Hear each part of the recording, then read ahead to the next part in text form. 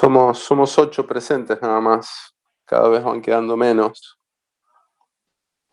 ¿Arrancamos igual, Mary? ¿Qué te parece? Y sí, por respeto a los que vinieron, ¿no?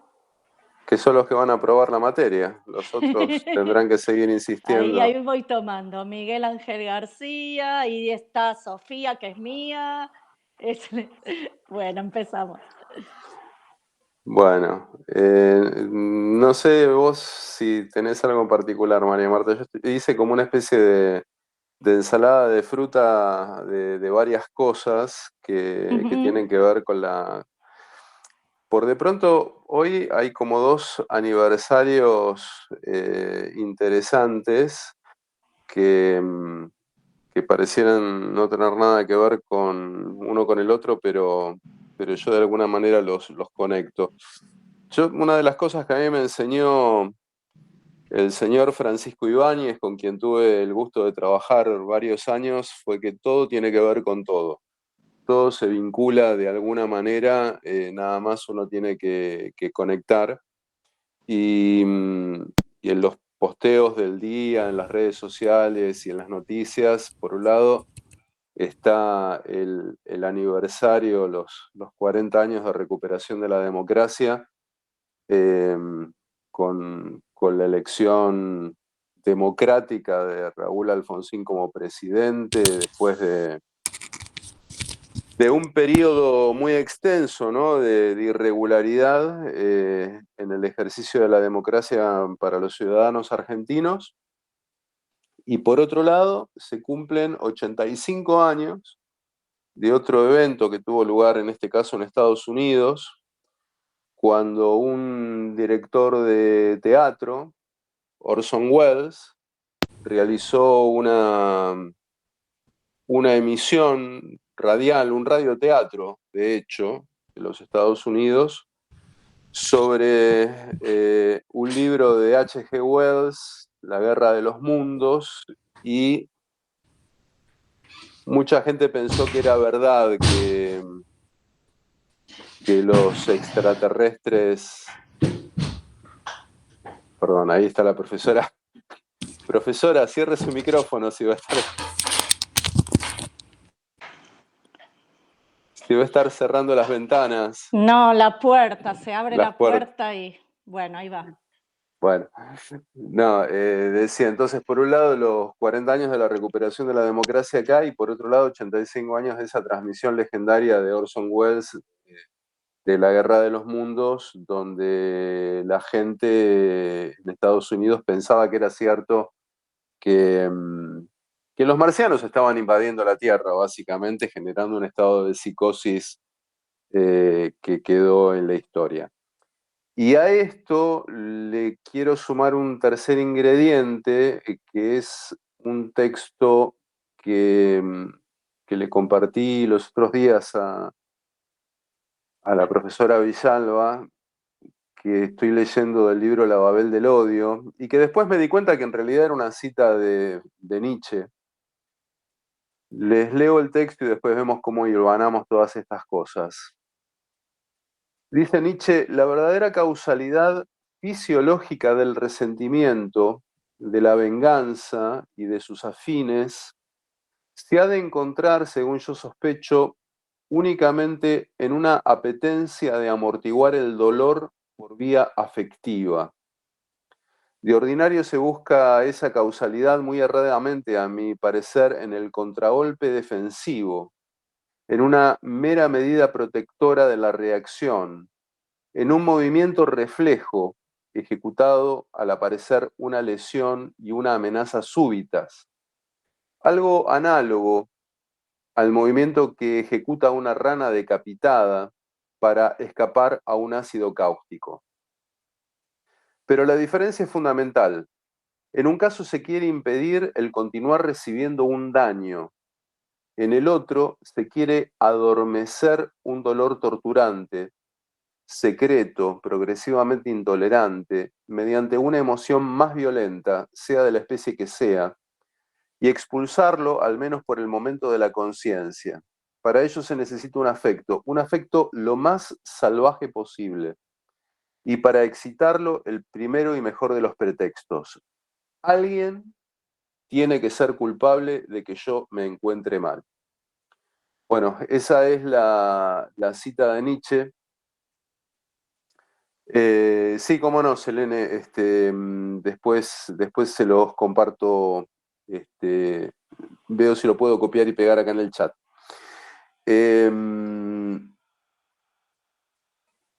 Esta cita de Nietzsche es muy reveladora, ¿no? Habla de una condición fisiológica, por empezar, no de una condición social, sino fisiológica, y nosotros somos sujetos al mismo tiempo biológicos y sociales. Y lo que está diciendo es que cuando algo nos lesiona, sea una lesión del orden físico o también del orden de lo afectivo, tenemos como una doble reacción. Por un lado, tratar de evitar eso que nos hace daño para que la lesión cese, para que el daño cese.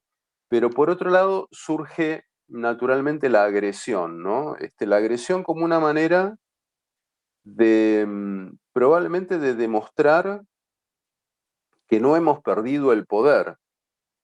Y por lo general, ese ejercicio lesivo que el propio agredido pone en juego, obviamente lo pone en juego respecto de alguien que es más débil. Entonces, el cambio de roles, la víctima que se convierte a su vez en victimario, según Nietzsche, tiene esta reacción una raíz que está en lo biológico. Y efectivamente es algo que uno puede verificar no solamente en lo humano, sino también en el mundo animal en general, ¿no? Pero bueno, siempre nosotros nos jactamos de ser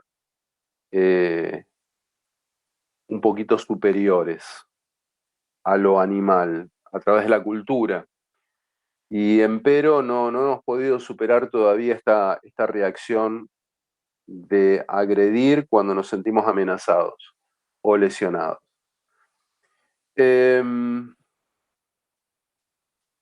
Bueno, el tema de la recuperación de la democracia, esto ya lo estuvimos hablando un poco en el teórico pasado, cuando vinculábamos el ejercicio democrático a este texto de Freud, ¿no? El malestar en la cultura.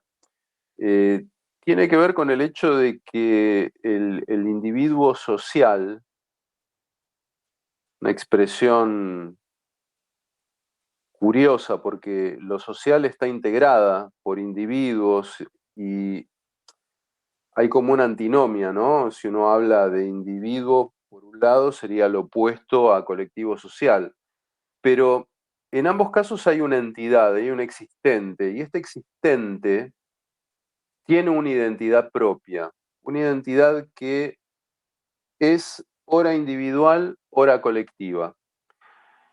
Y estas identidades se mimetizan. Quiero decir que, y sin la necesidad de entrar a analizar el sujeto masa, porque si bien es cierto que nosotros trabajamos específicamente un texto que es Psicología de las Masas y Análisis del Yo, el caso del sujeto masa es un caso muy específico dentro de lo que es la psicología colectiva. Es una pérdida de identidad que se produce en relación a un ideal del yo, a una situación muchas veces que tiene que ver con un liderazgo, pero la psicología, dice Freud, siempre es del orden de lo colectivo, porque somos sujetos sociales. Entonces, en este orden de lo colectivo, la identidad que uno asume se mimetiza con la identidad individual, en un proceso que es parecido al proceso de la forclusión, donde hay como una suerte de alienación. Cuando yo me reconozco en un colectivo, adopto, asumo esa identidad que de alguna manera coincide con la identidad de otros individuos que también conforman ese colectivo que no necesariamente es una masa psicológica. Y entonces esa identidad se define al mismo tiempo en términos colectivos e individuales. No sé si es suficientemente claro lo que estoy intentando expresar. Si no es suficientemente claro, me lo hacen saber. Y el tema del malestar en la cultura tiene que ver con que en términos individuales yo puedo decidir lo que hago o dejo de hacer. El ejercicio de la libertad, todo lo que vieron en cada una de las comisiones cuando se trabajó sobre Sartre, sobre cómo yo me constituyo a partir de lo que decido hacer con lo que el otro hace de mí en tanto categoría identitaria, cómo me califica el otro y qué hago yo con ese rótulo, ¿no? Ahí está el ejercicio de la libertad. Pero en el juego social, la cuestión es que lo que hace el otro también me influye a mí. Yo no puedo modificar la decisión de lo que el otro quiere hacer desde su libertad, desde su libre albedrío. Esto es lo que sucede ahora con las elecciones de noviembre, sin ir más lejos. Yo voy a votar responsablemente, pero no puedo manejar el voto del que está al lado mío, y es ese voto el que en última instancia puede definir lo que después yo voy a tener que atravesar como realidad en la Argentina política que venga del 2004 en adelante durante 4 años, o incluso más. Hay que ver qué es lo que pasa en esos 4 años. Entonces eso genera una especie de antinomia a nivel social, donde las identidades empiezan a plantearse casi en el orden de la rivalidad, de una abierta rivalidad donde cada uno de nosotros en ese malestar se siente agredido, se siente amenazado y reacciona a su vez con una actitud igualmente agresiva.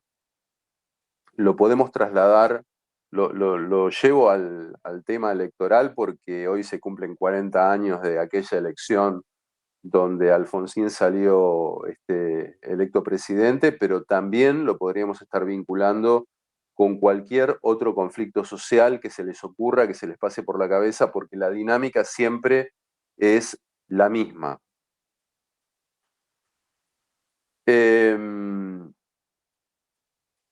Y entonces el tercer ingrediente de esta sopa, que yo mismo no sé muy bien cómo lo voy a vincular, pero intuitivamente me digo que tiene que ver, los 85 años de esa transmisión de radio, donde un director de teatro, Orson Welles, le hizo creer a la sociedad norteamericana o a una buena parte de la sociedad norteamericana que los marcianos estaban invadiendo el planeta.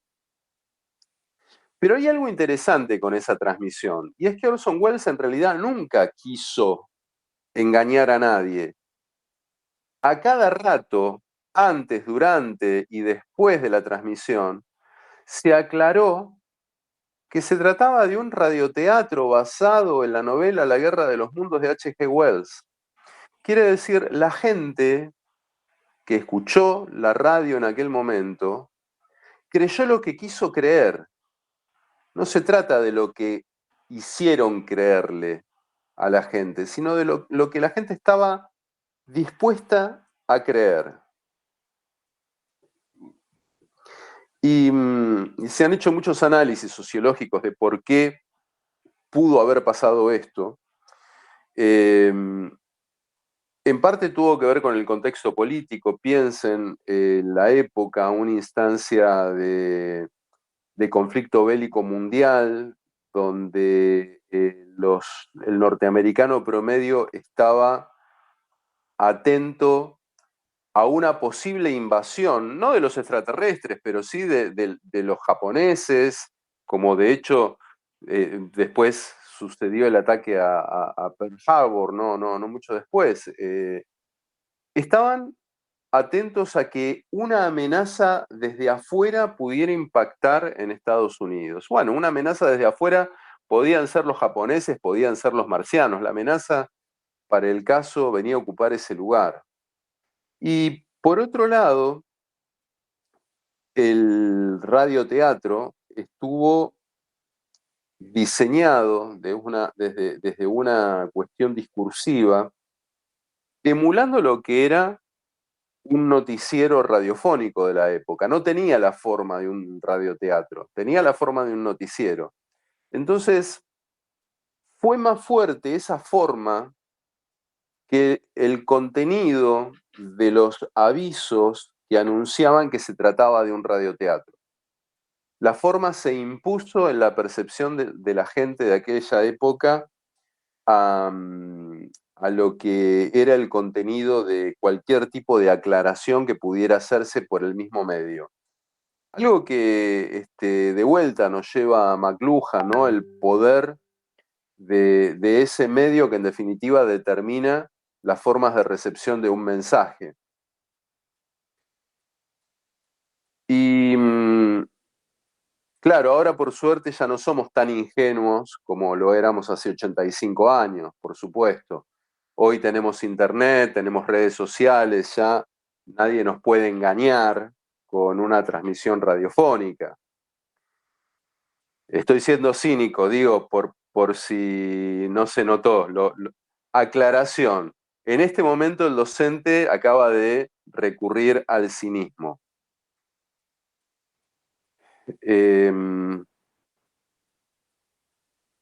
Hace unos días, y ojalá que esto sirva como un muy humilde homenaje, falleció una colega a la que yo respeto muchísimo, respeto ahora su memoria, que fue la profesora Mariana Moyano.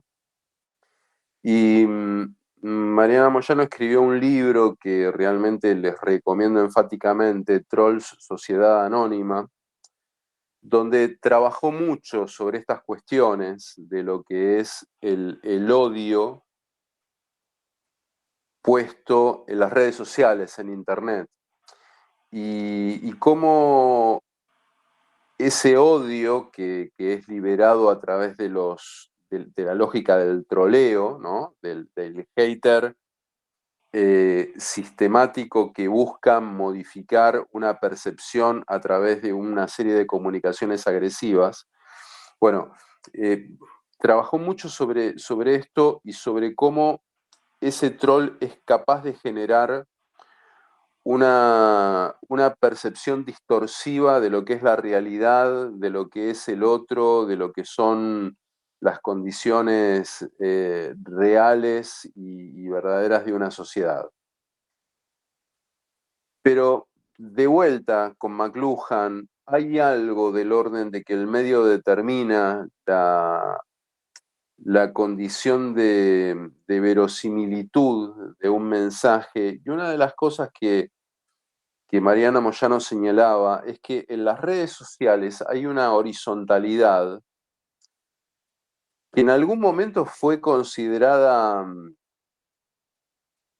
como una bienvenida noticia, ¿no? Yo recuerdo que se hablaba de la democratización que suponía la difusión masiva de Internet. Esto es, todo el mundo va a tener acceso a la misma cuota de información, la censura va a ser cada vez más difícil y sobre todo el mundo va a tener libertad de expresión. Ya la expresión no va a estar acotada a, a unos pocos medios autorizados o voces que pudieran subirse a esos medios autorizados, sino que cualquier persona con conexión a Internet va a poder hacerse escuchar. Y eso, sin duda, parecía una buena noticia. Pero entonces vino la horizontalidad de las voces, donde, como dice Mariana Moyano, no importa si uno es un especialista, un doctor en alguna disciplina que estudió durante décadas, astronomía, por ejemplo, geofísica, puede venir cualquier hijo de vecino y decir, usted será todo lo doctorado que quiera, pero a mí no me va a convencer. La Tierra es plana y la NASA está haciendo una campaña de desinformación para venir a engañarme. Y me quieren hacer creer que la Tierra es esférica. Y es mentira. Y esa voz de ese disidente en Internet tiene exactamente el mismo peso que la voz del especialista. En términos afectivos, sucede que las identidades individuales se empiezan a confundir por procesos que todavía no están del todo claros y, y hay como una suerte de paranoia que circula, que si alguien me quiere engañar, me sumo a esa resistencia paranoica y me convierto en una suerte de paranoico serial. Y cada vez es más difícil distinguir qué es lo verdadero de lo falso.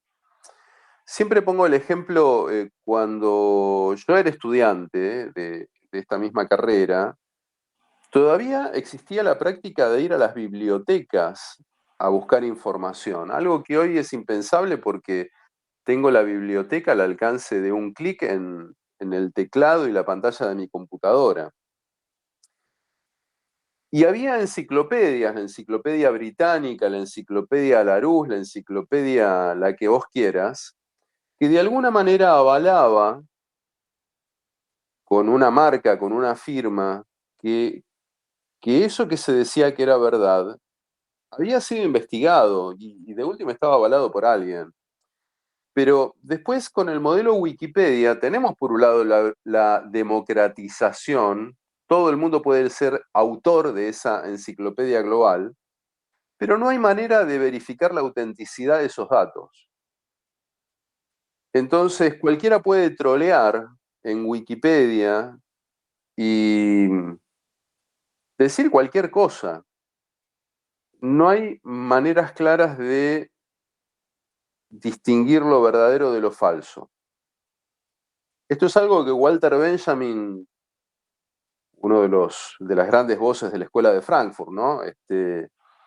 En algún momento señaló en relación a la imprenta de Gutenberg. Lógicamente, la imprenta de Gutenberg fue, salvando las distancias, una tecnología que uno no puede ver sino como bienvenida, porque democratizó la llegada de cada vez más libros a cada vez mayor cantidad de gente.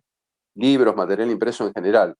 Ojo, el trámite fue más vale lento, porque la imprenta de Gutenberg permitió imprimir mucho más material en mucho menos tiempo, pero todavía la gente básicamente era iletrada, no todo el mundo sabía leer. Entonces, en realidad fue paulatino el avance. Pero, más allá de eso, Benjamin dice, bueno, el problema es que también hubo una cierta superficialización en los materiales que se distribuían, porque esa persona que apenas sabía leer estaba interesada en folletines superficiales, no en tratados doctorales que antes solamente podían acceder unos pocos porque estaba la biblioteca encerrada en el claustro, ¿no? En el claustro eclesiástico incluso. Ok, el claustro ya no existe más como tal, pero la verdad es que la gente no es que salió masivamente a leer tratados científicos, no, leían materiales superficiales. Entonces, junto con la imprenta de Gutenberg se gestó un nuevo público que ya no tenía los mismos intereses que el público previo a esa imprenta. Me refiero al público letrado.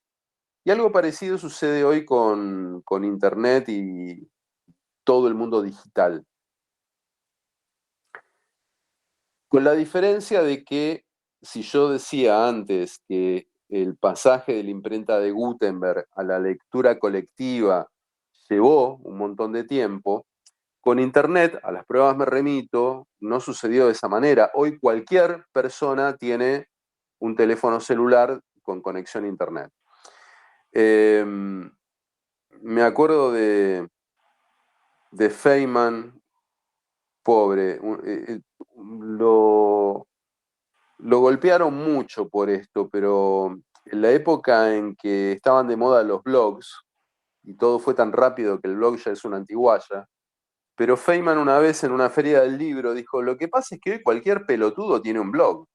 Y todos los blogueros de la época salieron a matarlo, porque claro, el blog se había convertido en algo así como la plataforma democratizadora de todas las voces, y si yo no tenía plata para publicar un libro y llevarlo a una versión impresa, podía publicarlo en el blog, pero Feynman no había dicho, todo el que tiene un blog es un pelotudo. Feynman había dicho, cualquier pelotudo puede tener un blog. Y era cierto, porque hacer un blog lo podía hacer cualquiera, no necesitaba saber demasiado. Y a partir de esos blogs, vos podías poner en internet tus opiniones en un pie de igualdad con grandes escritores que también tenían blogs, o con políticos que tenían blogs, o con filósofos que tenían blogs. Y no había manera clara a priori de distinguir qué blog podía ser leído desde un lugar de autoridad, de autoridad autoral y cuál no. Hoy podríamos decir, hoy cualquier pelotudo puede publicar un libro, basta que tenga un poco de dinero. Hoy cualquier pelotudo puede tener un podcast o lo que se les ocurra. Bueno, en esa democratización hay una horizontalidad de las opiniones, donde el gran problema es cómo hago para distinguir la verdad de lo falaz. ¿Cuál es el argumento cierto que me permite desarrollar un análisis que me lleve a determinados fines? ¿Y cuáles son puras falacias con apariencia argumental, pero que no me llevan a ningún lado?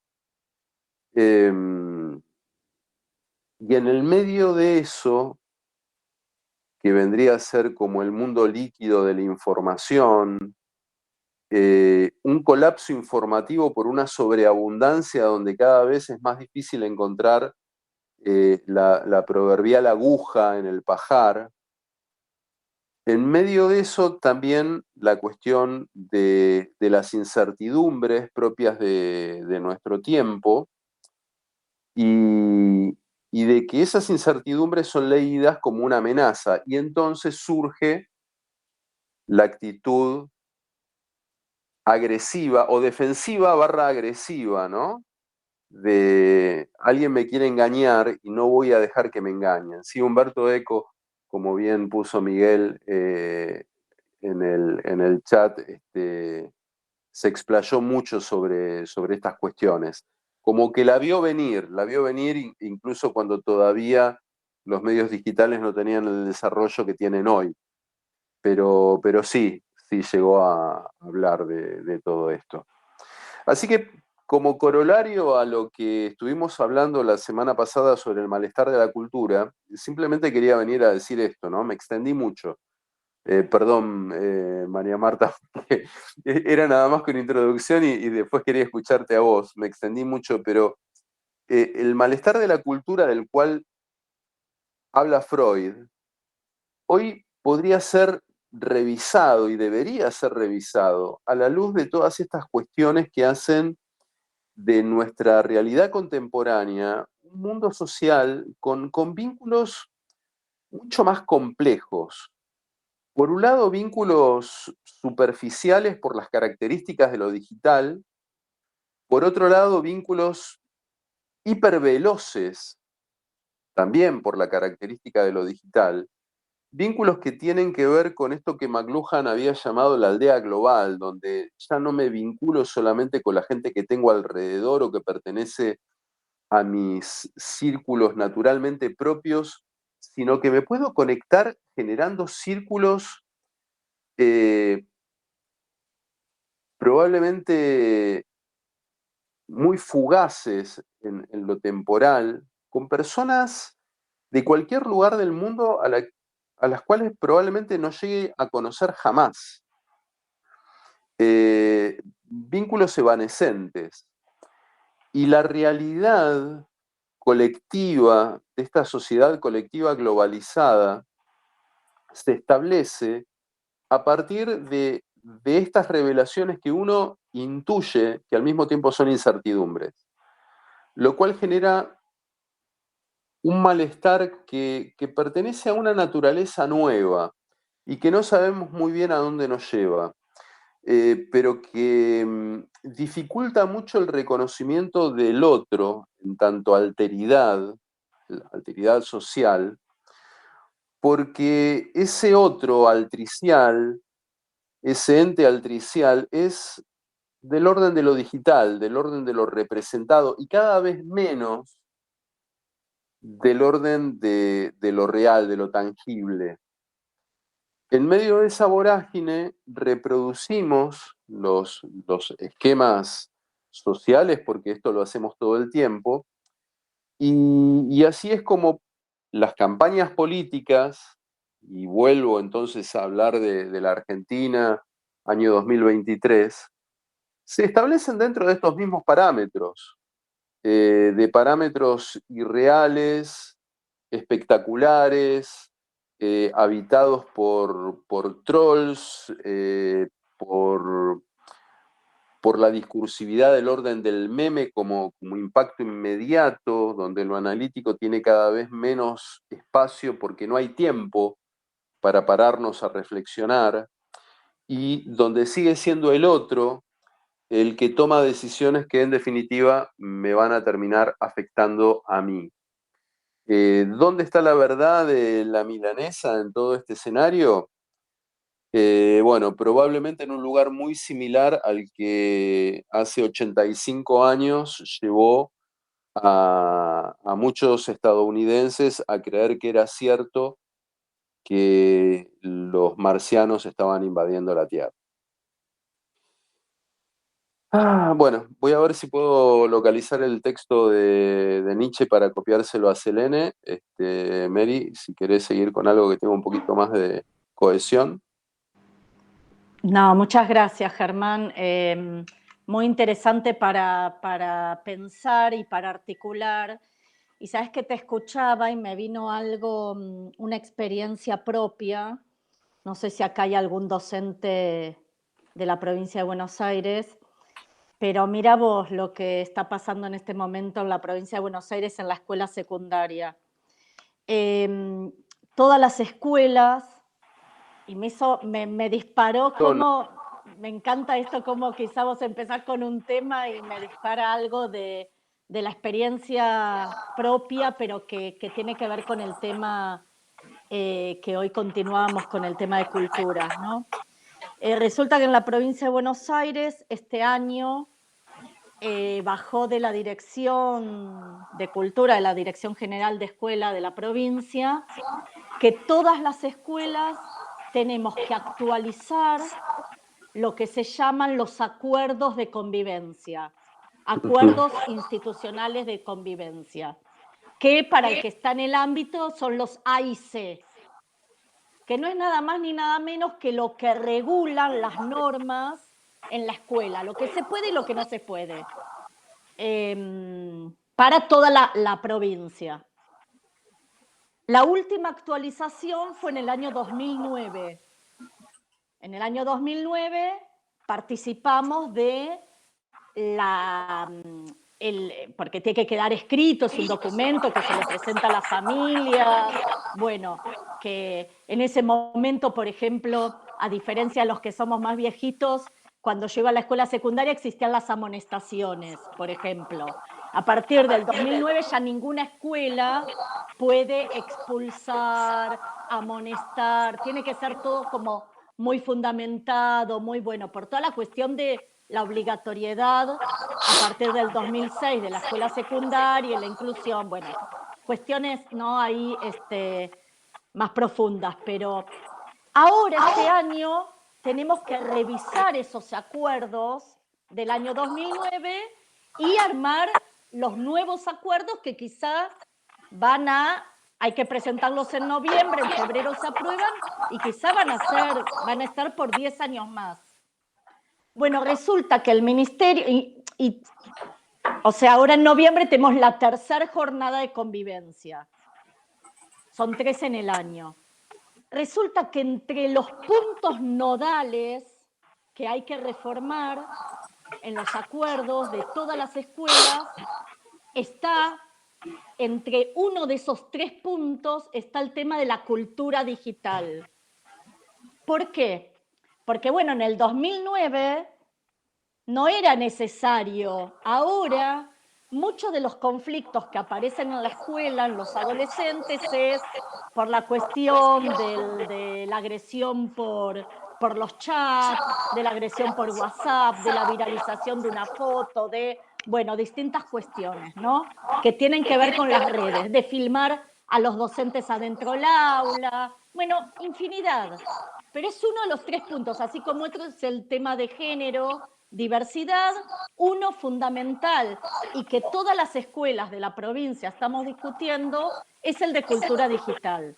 Evidentemente, relacionando con lo que vos hablabas, hay ahí algo que regular como conflicto, como cuestión que hay algo de la norma que tiene que aparecer por justamente la cuestión de la agresión, ¿no? Entonces se me vino eso que me pareció súper interesante porque también me lleva a algo que quería relacionar hoy. Primero, bueno, hablábamos, ¿no? El lunes pasado de lo vigente del texto de Freud, del malestar, de poder, como vos recién decías, de ver cuáles son los malestares que, bueno, que aparecen hoy. Pero evidentemente hay un malestar, esto lo conversábamos el sábado en mi comisión, un malestar que es mucho más estructural y que tiene que ver con esto de sofocar, reprimir las pulsiones más agresivas o esas pulsiones más primitivas. No voy a decir instinto porque, bueno, Freud no habla de instinto, pero lo podemos relacionar, ¿no? Con eso más que parecería ser que está del otro lado de la cultura, pero no tanto, digamos, porque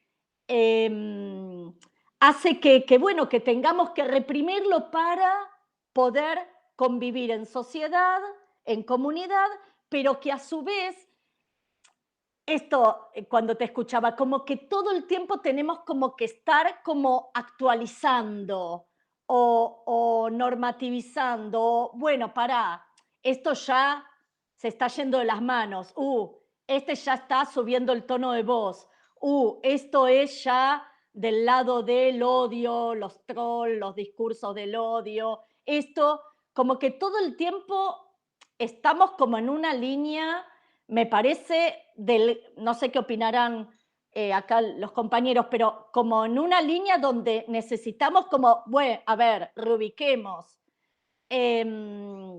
Justo hoy vi, no sé si lo vieron, porque bueno, estuvo como en muchos lados, el día que Alfonsín gana las elecciones, que además, bueno, hay muchas lecturas que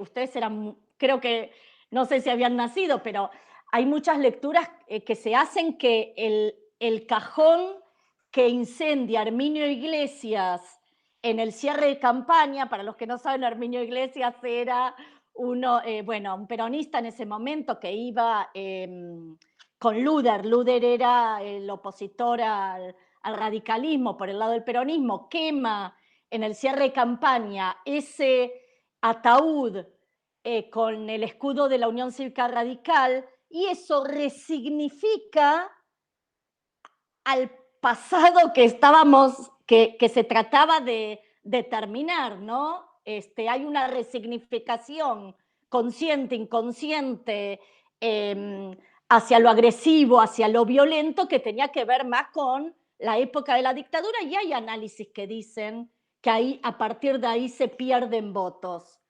Germán, vos te debes acordar de ese momento. Y que sigue siendo recordado. Pero a esto voy. Hoy veía en la tele que esto hoy es casi impensable, gente, o sea, veía el discurso de Alfonsín de esa noche, no sé si lo vieron, las columnas que en un momento se cruzan, creo que en Rivadavia, se cruza la columna de la Unión Cívica Radical con la columna del peronismo y se ponen a cantar todos el himno nacional. No sé si lo vieron. Y yo decía, hoy esto es imposible. Porque bueno, se salía esa noche a la calle, digamos, haya ganado quien haya ganado. ¿Sí? ¿Por qué? Porque nos unía un sentimiento mayor, un pasado para nada, para dejar atrás un pasado terrible, genocida, trágico. Y esto me hacía pensar, en relación a esto, a lo que te escuchaba a vos, al tema de la cultura digital, a la cuestión del odio, a la represión de los impulsos más agresivos, a cómo también cuando hablamos de cultura, cómo está, digamos, cómo si bien es un término polisémico, porque es más, en esta facultad sabemos que lo podemos, uno puede tomarlo, no sé, desde Gertz, la cuestión más antropológica, desde, no sé, Levi-Strauss, cuando habla de ciertas cuestiones más comunicativas, más desde la comunicación, la cultura, el totemismo, bueno, el parentesco, los mitos que trabaja él, García Canclini cuando habla de las culturas híbridas, ¿no? Esas culturas conviviendo, varias culturas conviviendo dentro de una. Y el término que en la cátedra trabajamos, que es el de cultura afectiva, donde ampliamos como que, sí, ampliamos este concepto y lo trabajamos también, lo resignificamos también desde la importancia de lo emocional, lo corporal, eso que como dice la palabra nos afecta en los acontecimientos, ¿no? Culturas afectivas como algo que nos afecta, pero no solamente que nos afecta desde, porque a veces uno tiende a asociar el afectarse con algo negativo o lo afectivo con algo positivo. No, no, afecto como algo que me afecta en mi cuerpo, en lo emocional, pero siempre en la relación con los otros. Me parece que una de las cuestiones más ricas que nos deja un poco esta materia es también poder considerar a la cultura como, digamos, ampliada mirada desde lo relacional, desde la interacción, desde lo vincular, pero también situada sociohistóricamente. Me parece que de eso se trata cuando venimos analizando qué nos pasa en las ciencias sociales, cómo pensarnos afectivamente también, cómo posicionarnos desde el lugar del investigador, del estudiante, del profe, del intelectual, desde un lugar donde esté puesto también lo afectivo y no solo el intelecto. Y me parece que eso marca un giro. Vieron que ahora también hay todo como hay toda una corriente en las ciencias sociales que habla del giro afectivo en la sociología, en la antropología, en la comunicación, en las ciencias políticas, del giro afectivo, ¿no? Como que como una cuestión de no desmantelar lo afectivo, no poner abajo de la alfombra, sino incorporarlo a lo científico, también lo afectivo. Y me parece que desde ese lugar es muy rico pensar esto que desde la cátedra hablamos de culturas afectivas como ese espacio que atraviesa lo vincular y las relaciones. Y a nosotros con Germán específicamente nos gusta hablar de que somos sujetos sentipensantes, ¿no? Porque estamos todo el tiempo atravesados en nosotros y en relación con los demás en pensarnos desde lo emocional y también desde el intelecto, o sea, articulando, ensamblando ambas. En momentos donde ahora se habla de giro afectivo, pero quizá en otros momentos era como de segunda hablar de los afectos desde el lugar de lo científico. Esas son algunas de las cosas que pensaba al escuchar a Germán. Yo aprovecho tu pausa para hacer un comentario, porque me viene a la mente aquella escena de Herminio Iglesias prendiendo fuego un ataúd con el emblema de la Unión Cívica Radical, y en aquel momento ese gesto de violencia le costó al peronismo la elección, porque también estaba como muy peleado, los números estaban como muy iguales, los dos partidos principales, y ese gesto cambió, hay muchos análisis sobre esta cuestión, pero definió la victoria alfonsinista. Y hoy en la sociedad argentina de 40 años más tarde, resulta que la discursividad política, cuanto más agresiva es, Sí, parece tener en un porcentaje muy alto de la sociedad, esperemos que no sea la mayoría, pero un beneplácito, es recibida con algarabía, se celebra la imagen de alguien que viene con una motosierra a destrozar algo, porque la motosierra ni siquiera corta, no es una tijera que recorta. La motosierra es un símbolo mucho más violento. A mí me lleva a pensar en algunas películas estadounidenses clase B de terror, donde lo que se destrozan son gentes, ¿no? claro, descuartizan, sí.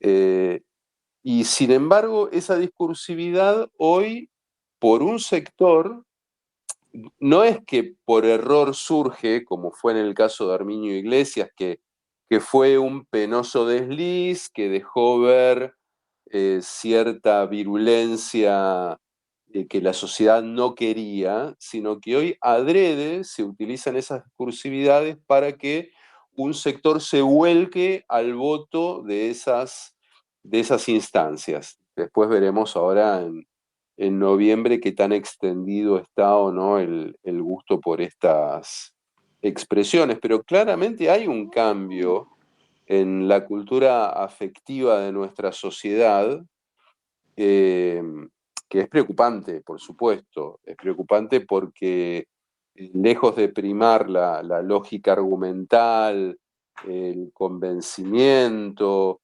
no, lo que prima es eso que pulsa directamente sobre un enojo, una indignación, y viene a ser como una especie de polvorín. Estamos sentados arriba de un polvorín y estamos jugando con fuegos artificiales alrededor. Eso probablemente es lo que produce más miedo en quienes tenemos miedo.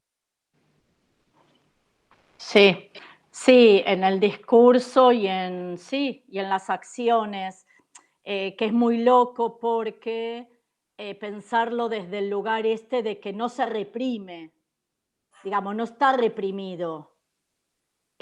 Cuanto más lo expones, en cierta gente más euforia genera, ¿no? Que esto desde psicología de las masas también es algo para trabajar. ¿Qué impacta en el otro desde el ser más íntimo? Como se habilitaría ese lugar de despliegue de la euforia, del ello, en el sentido de lo pulsional agresivo. Sí. No sé si alguien quiere hacer algún comentario sobre esto.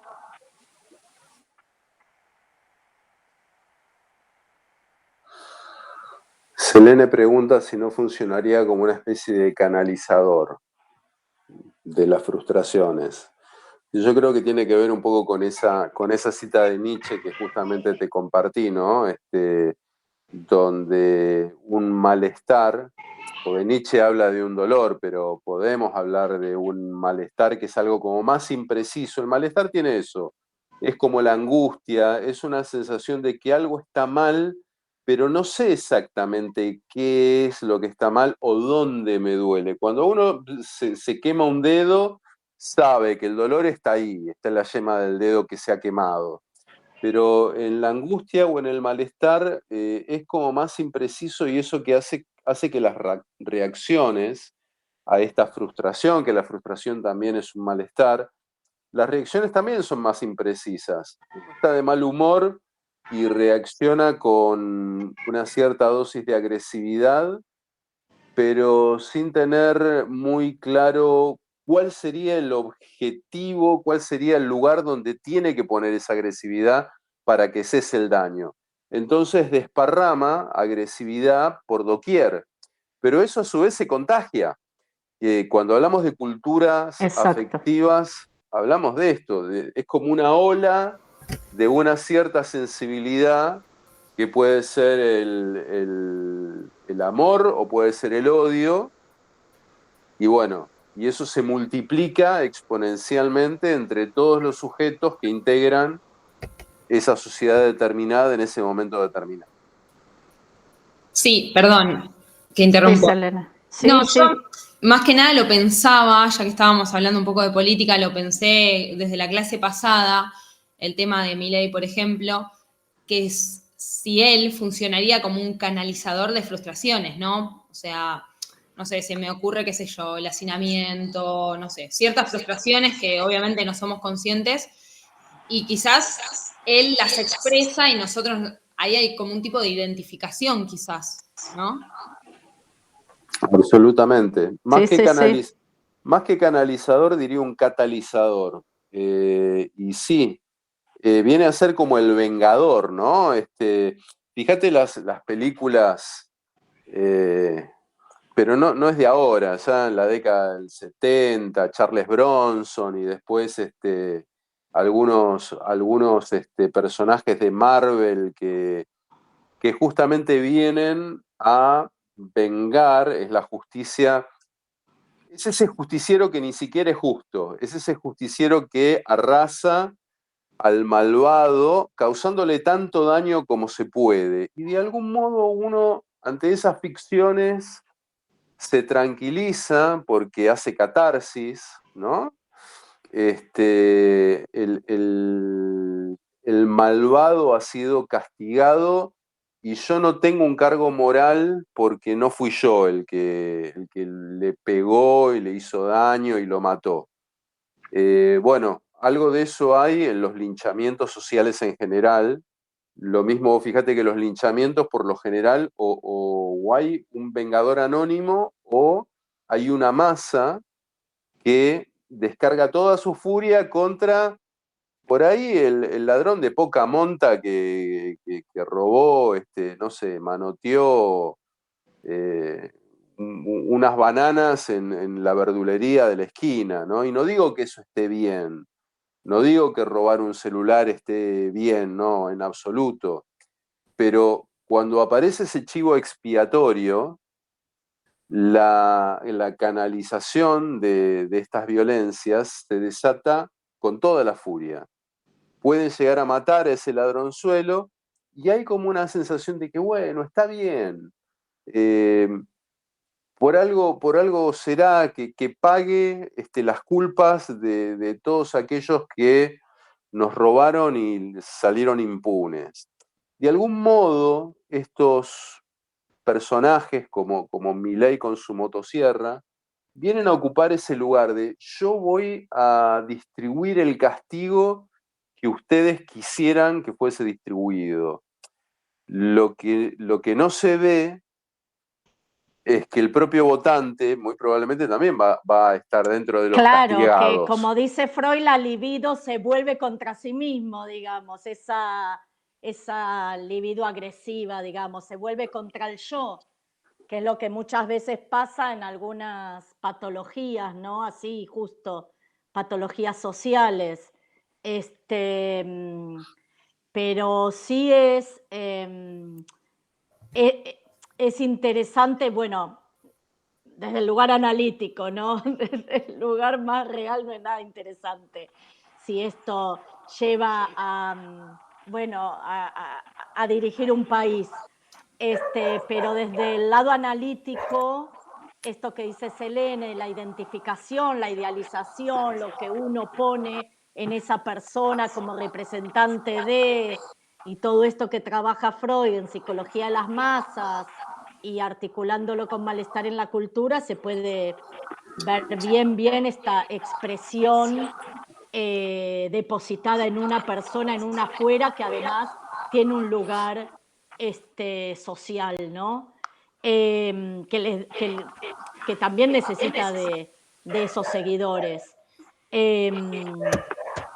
Desde ese lugar, sí, hay un montón de cuestiones para analizar. Sí, Selene, te escuchamos. No, perdón, yo quería agregar que más que nada estuvo buena la reflexión y todo esto que venimos viendo en los teóricos.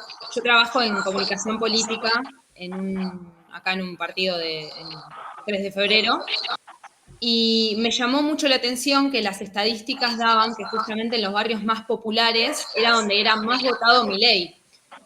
Y era como que no podíamos discernir qué estaba pasando, que justamente en esos barrios, no sé, por ejemplo, Fuerte Apache, era, pero abismal la diferencia. Bueno, esto creo que me clarifica un poco y digo, bueno, puede ir por acá, ¿no? El tema de la identificación y las frustraciones y demás. Sí. Román. Sí, no, yo estaba pensando en lo que dijo la compañera sobre que actuó como un canalizador y la cuestión de la violencia. Yo creo que hay también, por un lado, creo que hay que nuestra sensibilidad, que las redes y todo lo que tiene que ver con el acceso a la información, ¿no? A la aldea global, de alguna forma trastocó un poco también la sensibilidad. Pienso en la sociedad de Orson Welles, en esa época, el tipo de sociedad y tipo de sensibilidad ante la violencia o lo violento, o sea, la exposición diaria a lo violento, y nuestras sociedades, que en los últimos años encima se comió una cosa muy, muy violenta, que es la cuarentena y la pandemia, que te enfrentó a la muerte de un día para el otro, como ves, digamos, violento como ves cualquier situación cercana con la muerte.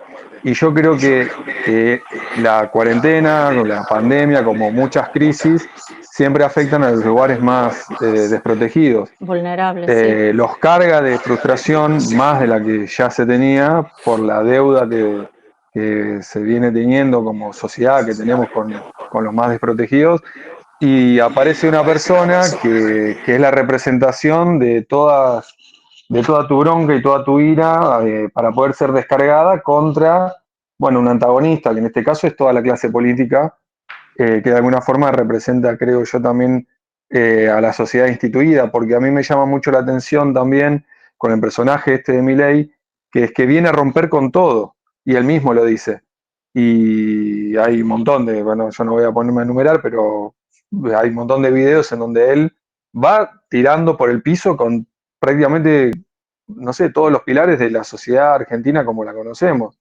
El consenso democrático, las instituciones, la educación, la salud, hasta, sé, todo, hasta bueno, lo que es la maternidad, la paternidad, los hijos.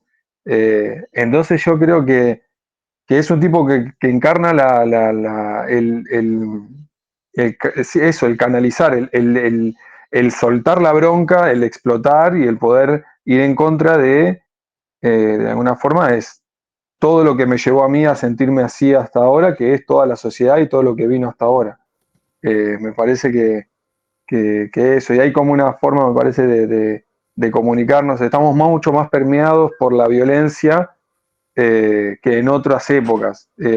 Estamos en medio de guerras y nos es común, estamos en medio de imágenes todo el tiempo por Twitter, TikTok o cualquiera de las redes de las cosas que están pasando en Franja de Gaza o en Rusia, o mismo lo que pasa en la esquina, gente durmiendo en la calle. Entonces es como que la hiperconectividad también me parece que va abonando a lo bueno por el acceso a la biblioteca universal y a todo el lado B y todo lo malo, que es el acceso a, qué sé yo, múltiples configuraciones de injusticias, digamos, o sea, de alguna forma. Entonces yo creo que yo también lo entendí por ese lado, pensé que de alguna forma Milei se planteaba como una representación del poder volcar toda esa bronca y frustración acumulada que, nada, en los sectores más desprotegidos creo que es lógico que, que más se acrecentó. Sí, absolutamente de acuerdo, Román. Y no es casual que este pico que mencionaba también Selene de simpatía hacia estos candidatos en los sectores más desprotegidos, porque precisamente son los que tienen menos herramientas como para paliar la frustración. Entonces, discursividades agresivas como la de la Libertad Avanza prometen como una suerte de recompensa inmediata, si no en lo económico, al menos en la parte afectiva. El castigo va a ser rápido y eso te va a traer una tranquilidad, porque por lo menos vas a ver castigados a esos que desde el imaginario son los responsables de que a vos te vaya mal. Por supuesto que en todo esto que estamos hablando hoy, desde lo que es la lógica de la construcción de la realidad que hemos trabajado tanto en la materia, hay una simplificación muy grande de los términos, ¿no? Vos fíjate que Milei se la pasó armando una discursividad en torno de que hay que acabar con la casta y ahora se alió con cuanto candidato de la casta había a mano para acabar con el kirchnerismo, que en definitiva es el objetivo tanto de Milei como de Macri y de Patricia Bullrich. Entonces, ¿cómo la gente no ve eso? Digo, ¿cómo el votante de Milei no ve esa contradicción? Bueno, no ve esa contradicción por un poco lo que estábamos trabajando en el teórico anterior. Básicamente hay una lógica de una discursividad muy simplificada, extremadamente simplificada, donde lo que uno lee es el título, es el meme, es la primera impresión. Ya lo demás va a un terreno analítico que viene como en una instancia secundaria a la cual la mayoría de las personas no acceden porque están demasiado ocupadas haciéndole frente a su frustración. Bueno, los resultados electorales probablemente tengan que ver con esto, más allá de quién gane o quién no gane, digo, el mero hecho de que haya esta discursividad con un alto porcentaje de adhesión, y que fuera un 15% ya sería un alto porcentaje de adhesión, ¿sí? Porque son discursividades disruptivas y de choque, eso ya es de por sí algo que amerita que nosotros como cientistas sociales nos asomemos a ver qué pasa, por qué surge ese fenómeno. Y vos, Román, mencionaste el tema del conflicto en Medio Oriente. Más allá de que yo creo que ninguno de nosotros puede siquiera imaginar los horrores que se están viviendo allá, porque uno esto lo lee a la distancia, no deja de ser interesante ver qué es lo que pasa con las discursividades acá, cómo con mucha facilidad la gente tiende a tomar partido por una u otra posición, ¿no? Entonces, uno dice, basta de masacrar chicos. Ok, obvio que ok, pero ¿desde dónde lo estás diciendo? Porque ese discurso está parado en una posición que es exclusivamente pro-israelí o pro-palestina. Y pareciera que del otro lado no hay chicos que sufren. Tendemos a simplificar la complejidad del problema porque adoptando una posición de yo voto por este o por aquel, yo me embandero con tal o con cual, ya siento la posibilidad de relajar esa angustia que antes tenía, porque ya me, me enrolé en un bando Mm. y nada más agrego esto, me está dando mucho vueltas a la cabeza esta idea que compartía con mis estudiantes el otro día. Nadie es tan jodidamente perverso como para considerar que está en el bando de los malos. La persona que vota a Milei o a Massa, el que es pro-israelí o pro-palestino, lo manifiesta desde el convencimiento de que está del lado de los buenos.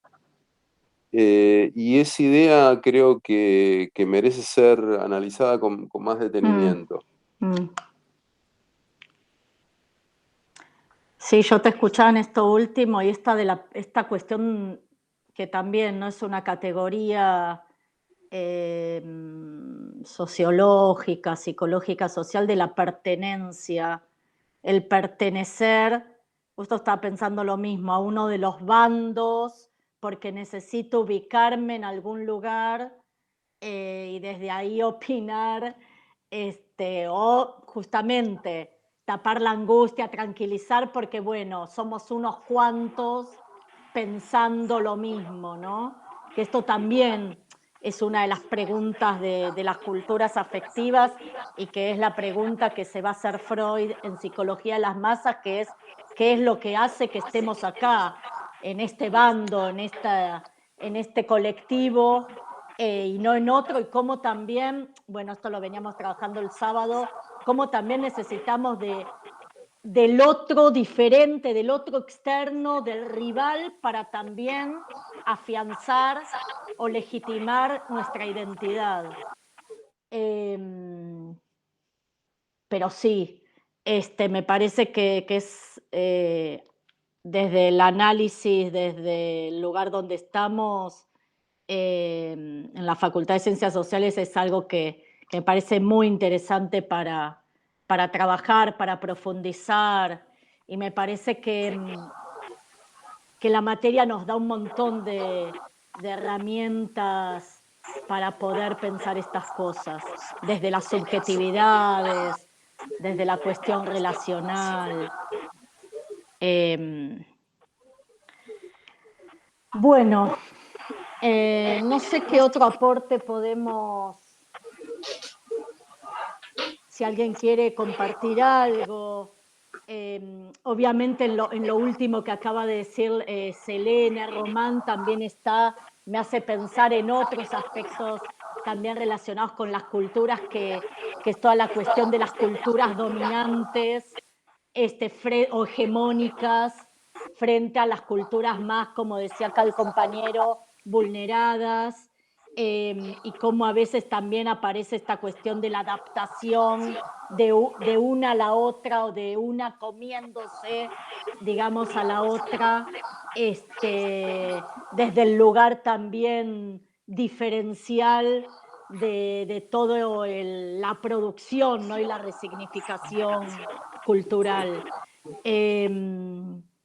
Y eso también nos ubica en un lugar, por lo menos pienso yo, desde lo académico, a tomar postura política, ideológica, como a veces en el discurso aparece esta cuestión de los que no tienen cultura, cuando en realidad eso es imposible, ¿no?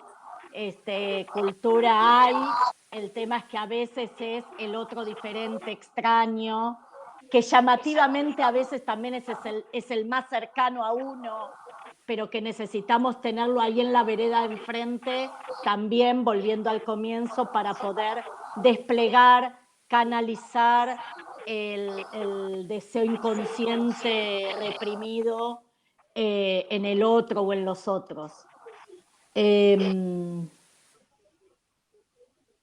Eso. Y me parece, yo no, bueno, Germán sabe, no estoy mucho en las redes, no estoy, pero como a veces también escucho esta cuestión de que ciertos espacios son como canales, cloacas, ¿no? Así lo llaman, para depositar también, como decía Selene, esta cuestión más de proyectar ahí y de que haya un lugar a donde va. Sin mediatización, ¿no? Porque no hay un jurado que determina está bien o está mal, o esto se puede o no se puede, o ni siquiera el delito, pues no sé cuánta regulación hay también en lo que uno dice, ¿no? Lo puede decir abiertamente y... O desde el anonimato directamente. Sí.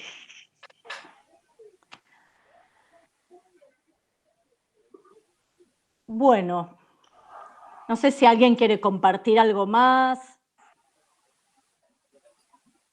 Queríamos como dar una continuidad un poquito a la clase pasada y a seguir pensándolo desde la coyuntura y también desde bueno, esta orilla a la que nos invita la materia, que es la cuestión de poder pensar la afectividad, lo emocional.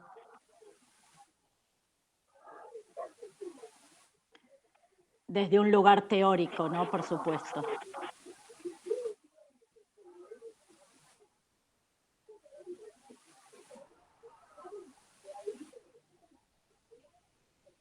Totalmente. Totalmente. Y Freire, justamente metodológicamente, él toma la dialogicidad, ¿no?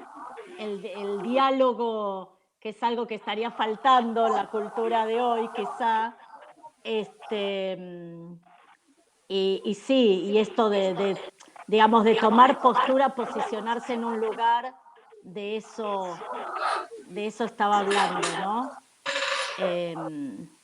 Pero sí, Freire siempre también es muy vigente. Mencionabas recién, Mary, esto del diálogo que nos está faltando, y me resuena esa idea como que parte de la característica de las discursividades mediáticas, digitales y líquidas del tiempo contemporáneo pasa por eso, por la imposibilidad de escuchar a un otro, con lo cual la instancia de diálogo queda truncada. Los mensajes son muy rápidos, muy sintéticos y sin que haya lugar para el análisis, pero esto que ya dijimos impide también que haya una instancia de diálogo, porque para dialogar es necesario el ida y vuelta, el escuchar, el reflexionar acerca de lo que el otro ha dicho y uno ha escuchado, y recién después ofrecer una respuesta. Y me da la sensación de que la inmediatez y la vertiginosidad cada vez mayor de las comunicaciones contemporáneas, no hay espacio para esto, y en ese no hay espacio para esto también cae la capacidad de reconocimiento del otro en tanto alteridad. Claro. El impacto de lo afectivo cuando el otro queda borrado de una comunicación porque está inhibido el diálogo, bueno, termina siendo un borramiento del otro como una entidad real en la cual yo pueda depositar un afecto positivo de cualquier orden. En cuanto uno lo empieza a pensar un poco, tiene consecuencias cada vez más grandes. Pongo un ejemplo tonto que no tiene nada que ver con los análisis políticos, pero la lógica de una aplicación como Tinder es en este sentido como muy simbólica de cómo se da la comunicación humana en el mundo digital. Hay una cuestión de descarte de alteridades convertidas en pura representación de imagen. Veo una foto y con un simple gesto a derecha o a izquierda la acepto o la descarto. Y con ese mismo gesto aceptamos o descartamos las opiniones de los demás.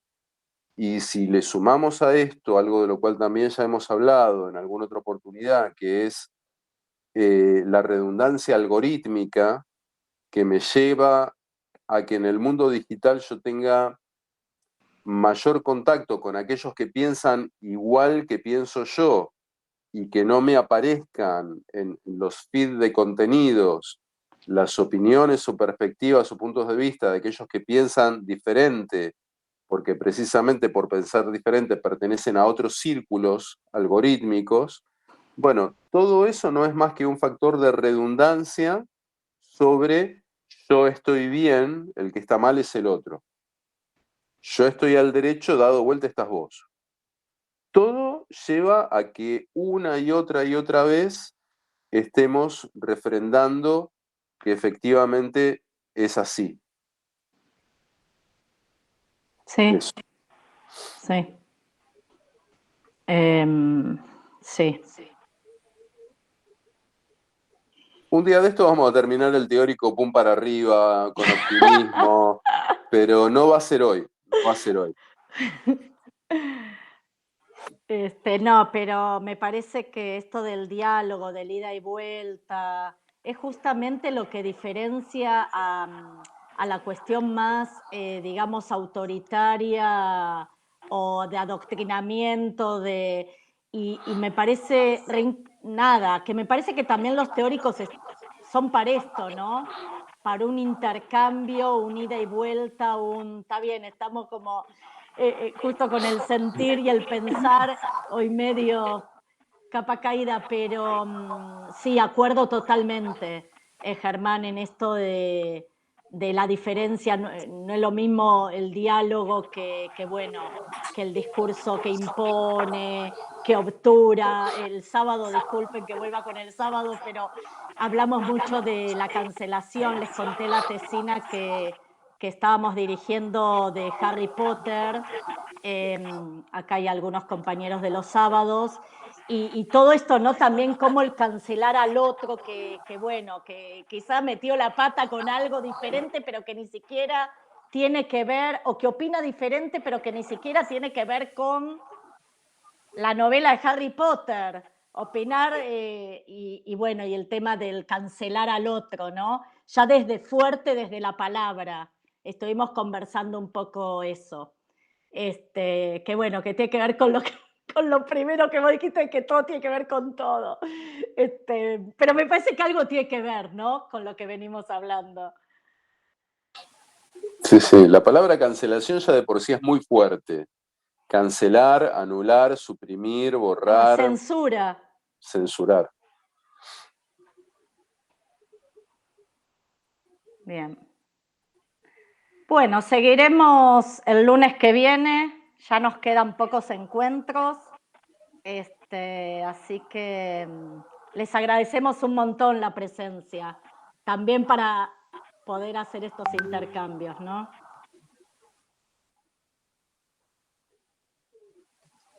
Nos vemos entonces el lunes que viene. Yo el lunes que viene no voy a poder estar, pero sí van a estar con la profesora María Marta y bueno, seguramente van a terminar más para arriba, porque yo siempre soy el que pone ahí el elemento depresivo, perdón. Intentaré no volver a hacerlo. Bueno, profe, Halloween, tipo, estabas con la temática Halloween, depresión, horror, estaba bien, no importa. Gracias, Caro. Muchas gracias.